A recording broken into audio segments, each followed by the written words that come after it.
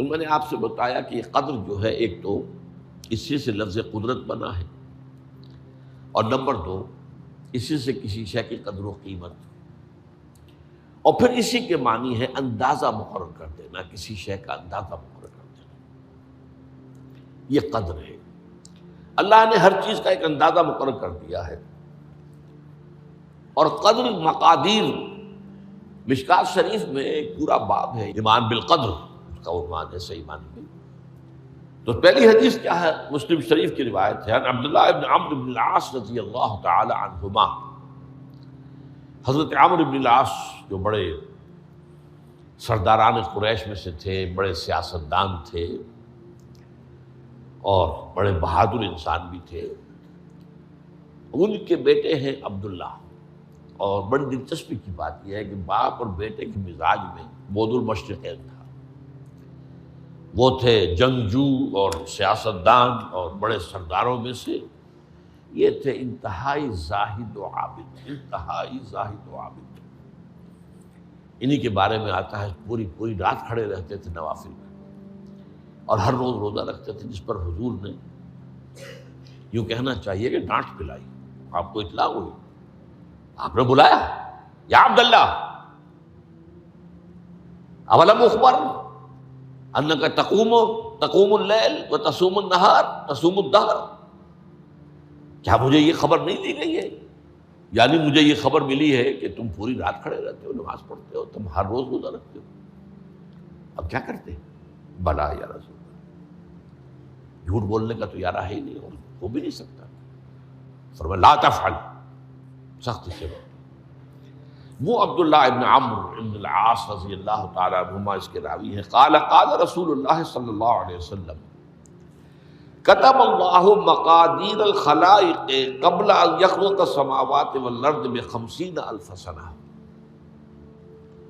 اللہ تعالیٰ نے مقداریں اور تقدیریں، ابھی دو الفاظ میں بولوں گا تاکہ آپ کے ذہن میں بات رہے، معین کر دی تھی، لکھ دی تھی آسمانوں اور زمین کی تخلیق سے 50,000 سال قبل۔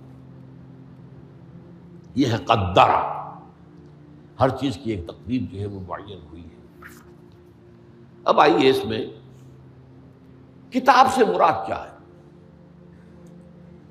جو آیت میں نے دوسرے نمبر پر پڑھی آج، سورہ حدید کی آیت، ما اصاب بمصیبۃ فی الارض ولا فی انفسکم الا فی کتاب من قبل ان نبرأ۔ کتاب سے مراد کیا؟ نہیں پڑتی تم پر کوئی مصیبت، کوئی تکلیف، نہ زمین میں نہ تمہاری جانوں میں، زمین میں سیلاب کا آ جانا، زلزلے کا آ جانا، کوئی اور اس طرح کی عمومی ہلاکت کا آ جانا، عمومی تکلیف کا آ جانا، تمہاری جان میں اچانک جو ہے تشخیص ہو گیا کینسر ہے، اچھے بنے تھے، ٹھیک ٹھاک چل رہے تھے، کوئی معمولی سی تکلیف ہوئی، انویسٹیگیشن کیا تو معلوم ہوا تو کینسر ہے، اور وہ کافی بڑھ چکا ہے۔ لیکن جو شے بھی آتی ہے، چاہے تمہاری جان پر آئے چاہے زمین پر آئے، وہ ایک کتاب میں لکھی ہوئی موجود ہے، اس سے پہلے کہ ہم اسے ظاہر کریں۔ یہ تمہیں مشکل نظر آئے گا، ان ذالک علی اللہ یسیر، یہ اللہ پر بہت آسان ہے، بہت آسان، اللہ کا علم کامل ہے۔ تو معلوم ایک بات جان لیجئے کہ حقیقت کتاب سے مراد اللہ کا علم قدیم ہے، اللہ کا علم حادث نہیں ہے، معاذ اللہ ثم معاذ اللہ، کہ کوئی شے ہوئی تو اس کے علم میں آئی۔ یہ ہمارے ہاں بعض گمراہ فرقوں کا عقیدہ ہے، اسے بدع کہتے ہیں، کہ اللہ کے علم میں بدع بھی ہے، یعنی کسی واقعے کے ظہور کے بعد اس پر کسی شے کا منکشف ہونا، معاذ اللہ ثم معاذ اللہ، یہ شان خداوندی سے بہت بڑی ہے۔ وہ تو عالم ما کان و ما یکون ہے، جو بھی کچھ تھا اور رہا ہے آج تک ہمیشہ سے ہے، اور جو بھی کچھ ہوگا وہ سب اس کے علم میں آنے واحد میں موجود ہے۔ آنے واحد، یہ آنے واحد کے لفظ کو اچھی طرح سمجھ لیجیے۔ مجھے سب سے پہلے تجربہ ہوا تھا، یہ سن میرا خیال ہے کہ 67-68 کی بات ہے، میں نے پہلا ہفائی سفر کیا تھا لاہور سے کراچی۔ اس وقت فوکر چلتا تھا، فوکر فرینڈشپ، چھوٹا جہاز کے چڑیا والا، اور کرایہ 90 روپے تھا نائٹ کوچ کا۔ آج آپ تصور کیجیے. تو میں چونکہ مجھے جغرافی سے دلچسپی ہے اور فوکر زیادہ اونچا نہیں ہوتا، تو میں دیکھتا جا رہا تھا کھڑکی سے اس وقت ہم کہاں پہنچ گئے، اب کہاں پہنچ گئے. اب جو روشنیاں نظر آ رہی ہیں کس شہر کی ہیں؟ یہ اکاڑے کی آ گئی، یہ ساہیوال کی آ گئی، یہ آگے اور آگے آئی. ایک دم میں نے دیکھا کہ 3 شہروں کی روشنیاں بیک وقت دیکھ رہا ہوں. لودھرا، بہاولپور، سماسٹا. مجھے خیال آیا کہ جب میں ٹرین سے سفر کرتا ہوں، کراچی جاتا ہوں، تو لودھرا پہنچتا ہوں تو میں سمجھتا ہوں کہ ابھی بہاولپور آدھا گھنٹے بعد آئے گا. وہ مستقبل کی شے ہے میرے لیے. بہاولپور پہنچتا ہوں تو لودھرا میرے لیے ماضی کی بات بن جاتی ہے. آدھے گھنٹے پہلے لودھرا آیا تھا، اور آدھے گھنٹے کے بعد جو ہے سماسٹا آئے گا. وہ میرے لیے مستقبل بن گیا، لودھرا ماضی بن گیا. لیکن اس بلندی پر میں بیک وقت دیکھ رہا ہوں لودھرا کو بھی اور بہاولپور کو بھی اور سماسٹا. یہ معاملہ جو ہے اس کو 1 ملین بلین سے ضرب دے لیجئے. اللہ تعالیٰ اس بلند مقام سے دیکھ رہا ہے جہاں اس کے مشاہدے میں، اس کے علم میں ماضی اور مستقبل کا کوئی سوال ہی نہیں. آنے واحد، آنے واحد، آنے واحد. تو یہ در حقیقت کتاب جسے کہا گیا قرآن مجید میں بار بار بہت جگہوں پر آیا. تو یہ کتاب جو ہے در حقیقت اللہ تعالیٰ کا علم قدیم، اس میں سب کچھ موجود ہے، ہمیشہ سے موجود ہے، لکھا ہوا موجود ہے، اور کوئی غلط نہیں ہو سکتا. آگے چل کر گفتگو ہوگی اصل میں بعد میں کہ تقدیر کے جو عام عقیدے میں ہم تقدیر کہتے ہیں اس کے 2 پہلو ہیں. ایک پہلو ہے ما اصاب علی الانسان، جو کچھ انسان پر آتا ہے مصیبت، جیسے ابھی آیت میں نے پڑھی ما اصاب من مصیبت فی الارض ولا فی انفسکم. ہم ہر وقت زد میں ہیں، کوئی تکلیف آ گئی، کوئی مصیبت آ گئی، کوئی بیماری آ گئی، کوئی حادثہ ہو گیا، کوئی بچہ فوت ہو گیا، کوئی عزیز جو ہے وہ فوت ہو گیا. یہ ہر وقت حوادث ہے. تو جو بھی کچھ پیش آتا ہے وہ علم خداوندی میں ہمیشہ سے تھا.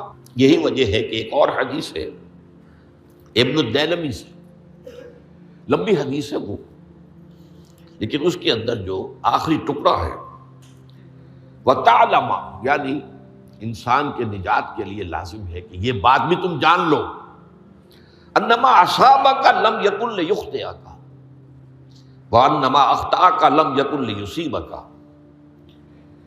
ولو مت علی غیر ھذا. اگر تم اس کے سوا کسی صورت پر ہوگے تو جہنم میں داخل ہو جاؤ گے، لدخلت النار.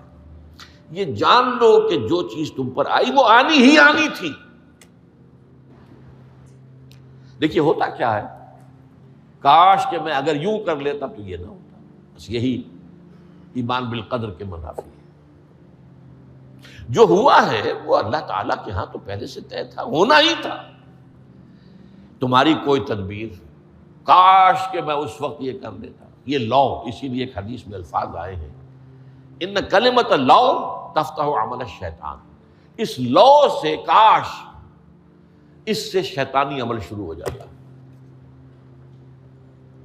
کاش کہ یہ ہو جاتا، کاش میں یہ نہ کرتا، کاش کہ ہو جاتا. تو یہ نہیں.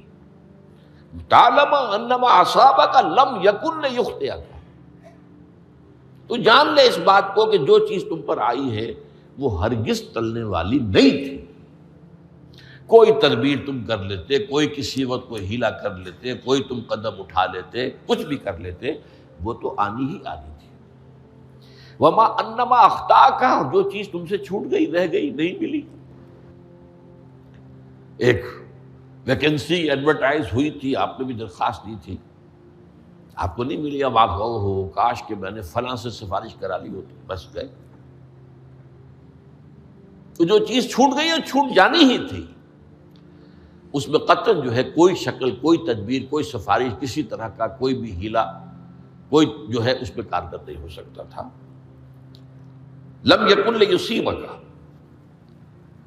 ومت علی غیر ذلک. اگر تو اس کے سوا کسی کیفیت پر تیری موت واقع ہوئی، اگر یہ یقین نہیں ہے، یہ ہے تقدیر کا وہ مفہوم کہ جس کا تعلق ہے علامہ اصاب الانسان، جو انسان کے اوپر وارد ہو رہا ہے. اس کے ضمن میں تقدیر کا مفہوم کیا ہے؟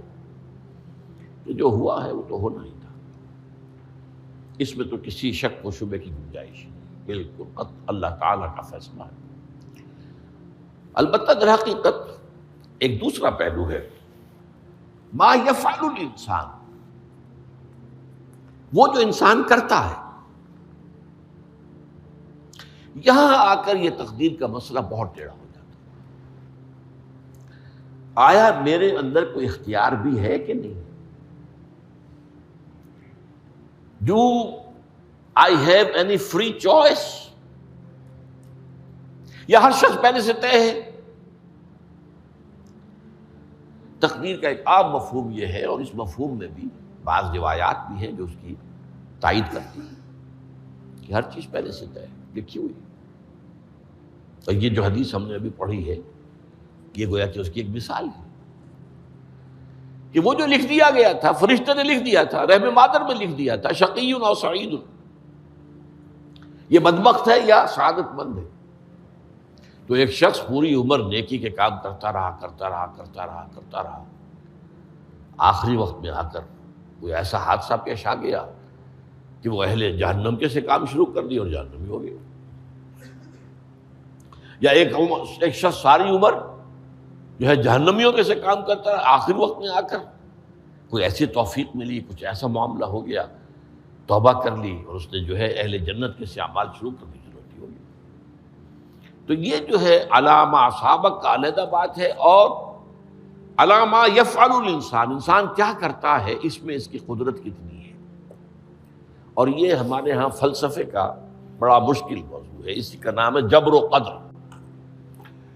ہمارے اسلاف میں بھی کچھ لوگ ایسے ہیں متکلمین میں سے، دیکھیے ہمارے ہاں ایک وہ لوگ ہیں کہ جو اس پر قناعت کرتے ہیں کہ جو اللہ نے کہہ دیا اور رسول نے کہہ دیا، اس سے آگے ہم مین میخ نہیں نکالیں گے، وہ محفوظ راستے پر ہوتے ہیں۔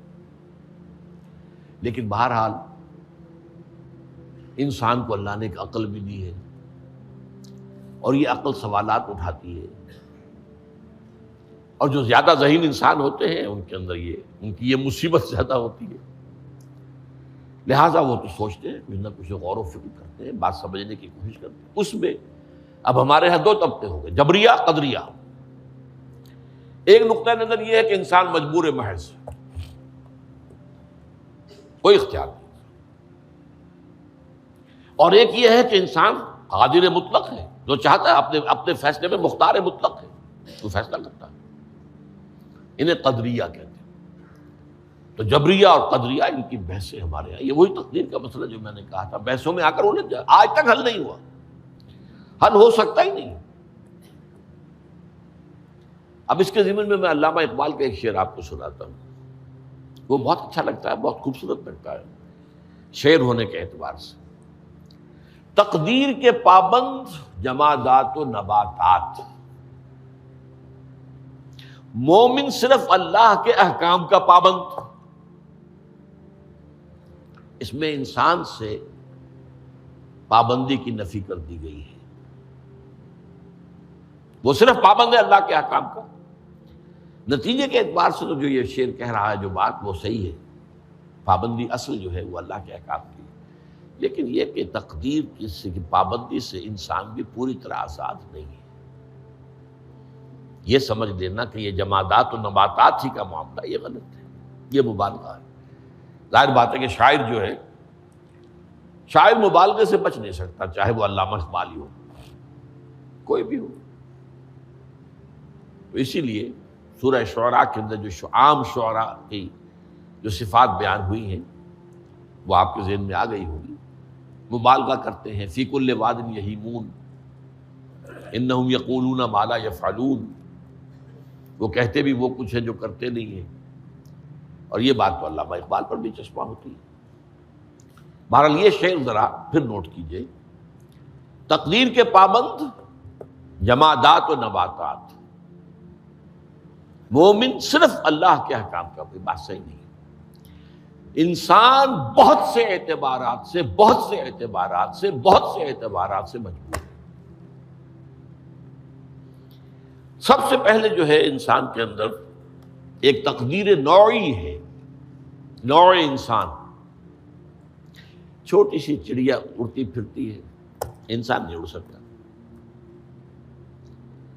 آپ نے ٹھیک ہے مشین ایجاد کر دی، جہاز ایجاد کر لیا، آپ دوڑ رہے ہیں 500 آدمی اور سینکڑوں من سامان لے کر جو ہے وہ جا رہا ہے، 747 ہو یا 757 ہو، یہ کر لیا ٹھیک ہے، خود نہیں اڑ سکتے، اب کیا کریں گے آپ؟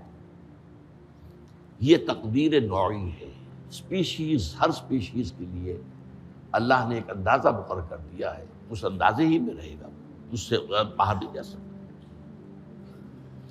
پھر ایک تقدیر شخصی ہے۔